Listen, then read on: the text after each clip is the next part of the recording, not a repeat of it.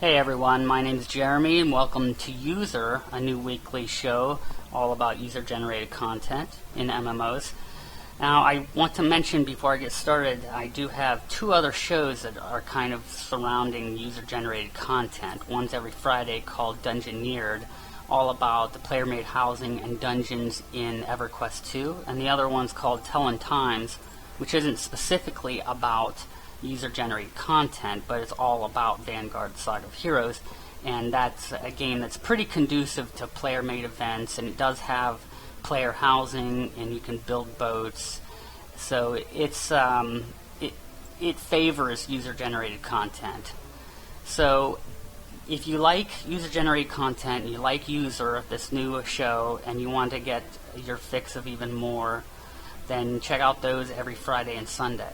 But Youser is going to feature many different MMOs from week to week, and smaller features that perhaps aren't worthy enough, or not worthy enough, but doesn't have enough content to devote an entire show to. Things like housing in other games, like Ion's housing, Lord of the Rings Online. Youser is also going to feature big, vast systems, but I feel that maybe they're too big and too vast, and they've already accumulated a huge following and have other great podcasts and video shows devoted to them, like Star Trek Online's Foundry. Star Trek being a huge IP, there's already great audio and video on the entire game and on the Foundry itself. But I will, from time to time, feature my favorite missions or the most popular missions in the community, and other games as well that have big user-generated systems. But to kick off this show, I thought what better game to show than Guild Wars 2, which is currently in its beta weekend event, and it has a pretty robust character customization system. The game is beautiful, by the way, you can see, and the character detail is awesome. So the character customization is that much more fun. I split this into two parts. One is changing the look of the armor, the style of the armor, and the second part is dyeing it or coloring your armor. Now, to just change the look of your armor, you're going to be using what's called Transmutation Stones. And if we take a look at the gem store here, we can see what one of these things look like. Now, they're not exclusive to the gem store, and this is a beta weekend event, so I'm sure things will change, can and will. But right now the information is that you can find Transmutation Stones out in the real world, or the game world, through just gameplay.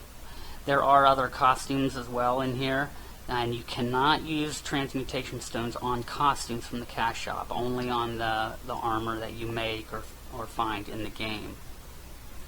But basically you'll buy a Transmutation Stone, and this will allow you to take the appearance of one item and combine it with the stats of another item, another similar item. So I already have one here in my inventory. So, and I've got my items I want, so we'll run through this. So let's say you've already found the armor you really want, and you have the armor you're wearing that has the stats you want. Well, all you would have to do is make sure you either find and or buy the Transmutation Stone. Right click it, select use.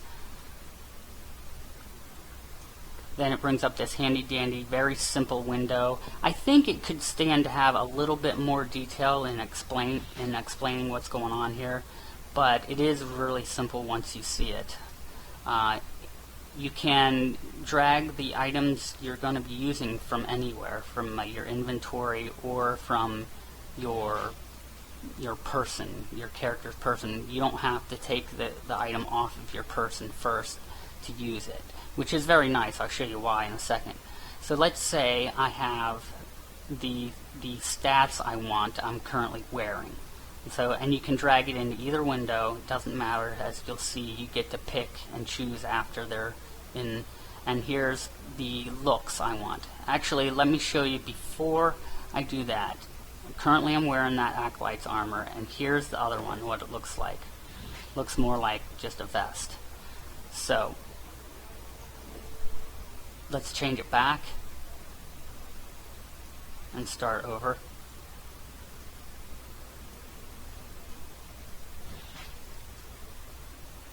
So we got one on each side.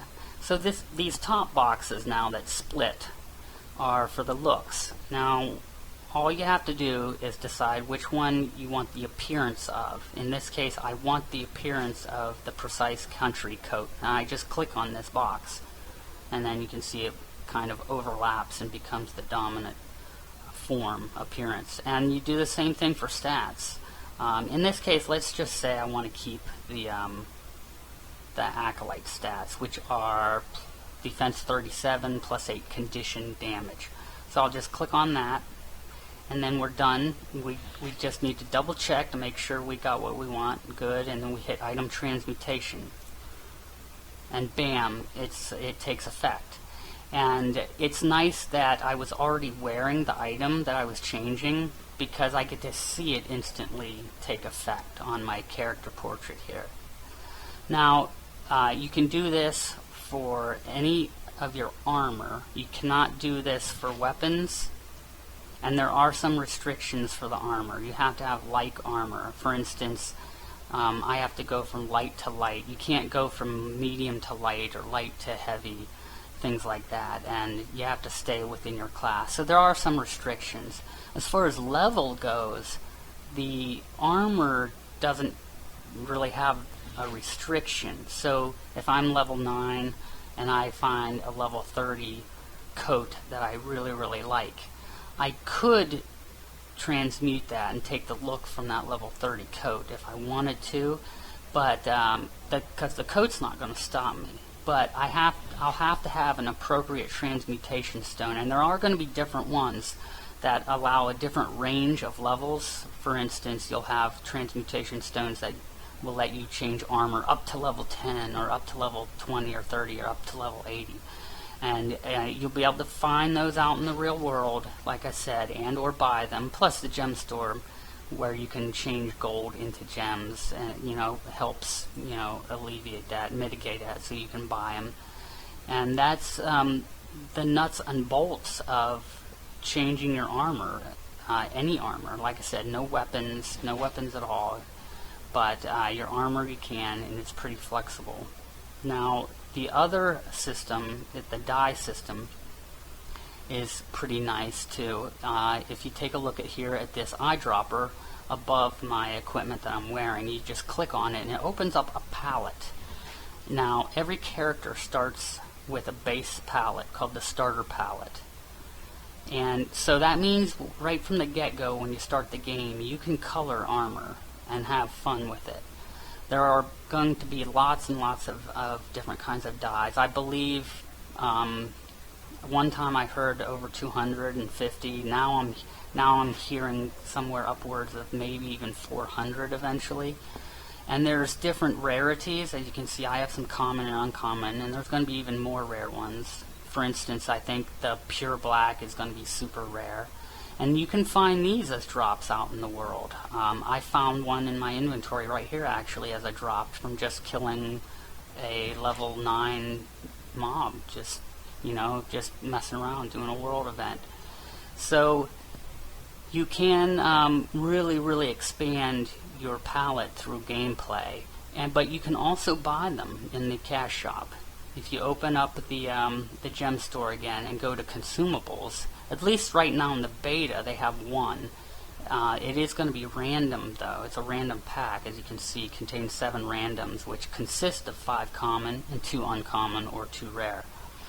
You don't know what you got until you buy it, and then it goes into your bag and you click on it to open it, and then all 7 dies come out in a row into 7 more empty slots, and then you can actually see what they are. And like I said, I found this one. It dropped as an unknown die, but once I clicked on it, it turned into this peach ice die.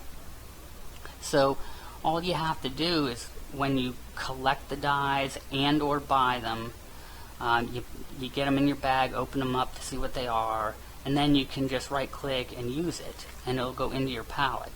Now if you currently have your hero window open, at least in the beta, it doesn't show up right away, so you just have to close that out and reopen it.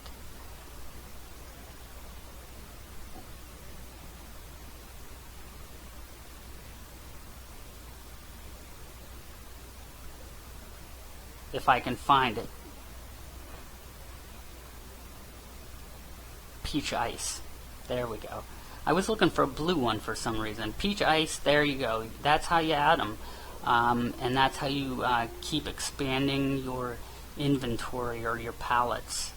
And at any time, whenever you want, you can just open this up and start coloring. Now, every piece of item, well, not every, but there's going to be up to 4 separate slots that you can color on some items. As you can see, I don't have any item that allows that yet, but I do have the coat and the pants that have up to 3, which is pretty nice.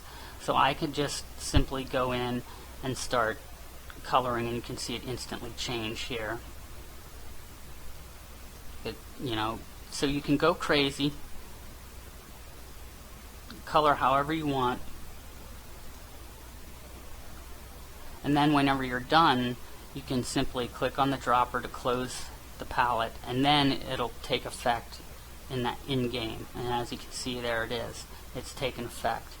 Now, one nice thing is when you, after you color your armor, and then you continue to level up and get newer armor, more powerful armor, and you start changing your armor, that new armor is going to take on the appearance that you set. So your color scheme that you choose will transfer from armor to armor as you level up and get different equipment, which is very nice. That way you don't have to keep recoloring. If you have a favored color scheme that you'd love to stick with, you don't have to keep remembering it or writing it down or something on paper and redoing it every single time, which is very nice. Now, I think most of the money that ArenaNet's probably going to make out of this is through the collection of colors. Like I said, you can find them out in the game world, and find them as drops and probably other ways as well. But you can also buy them, and it'll probably be attractive for some people to just start buying packs, especially since you can trade gold for gems. And some people are probably just going to drop a few dollars here and there. This system is very similar to Runes of Magic's customization system, both in changing the appearance of the armor and coloring. I mean, there's differences, which I'll get into next week, because actually next week we're going to cover Runes of Magic's customization features. And then once I present both games and fully explain everything, I'll dive into some more detailed comparisons. But for now, that's the gist of it. There are going to be dies well, all of them are going to be character specific. So what that means is every time you start a new character, your dies that you collected on another character won't carry over. It's not account wide, so to speak. It's every time you start a new character, that character is going to have to start fresh and just start with the basic starter pack. And I think that will help fuel the cash shop a little bit as well. But again, you can spend all that time playing. I can see it being more attractive to spend the money, because once you're playing and a player has started collecting like hundreds of them on one character, and then he jumps over to another character and he starts having fun with it, and he's like, man, I want all those cool colors. It might be seen as grinding, and so it might become boring for some. Maybe I'm only guessing here, theorizing, that maybe it'll be like, oh my goodness, I have to go through the motions all over again.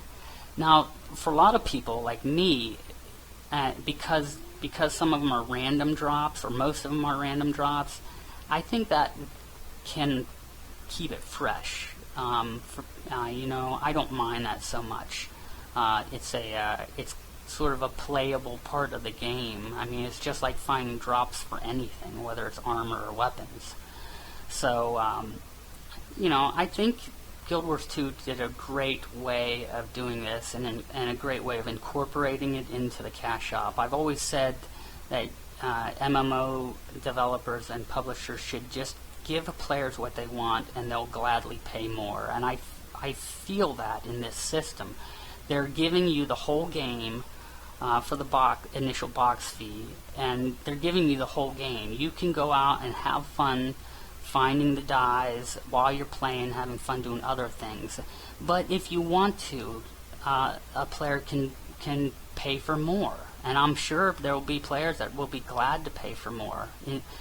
Paying for more meaning that there's that option, and they can just say, oh, well, I know I can find this, but I'm happy to pay for it because I want this, and I wouldn't mind having it now. And that is similar to the ideology in other free-to-play games, but it's so much more, you know, that's more theory in other free-to-play games, and it's not so much the reality in practice. But in Guild Wars 2, I see it actually being working in practice. We'll find out exactly what's going to be in the cash shop and what's going to be available in-game versus the cash shop, if there really will be everything in the game or not. But that's going to do it for this inaugural edition of Youser.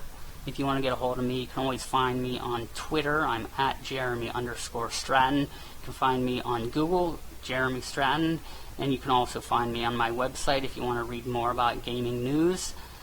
It's justonemore.com, spelled M-M-O-R-E, and all those links will be in the description below. And I hope to see you guys next week.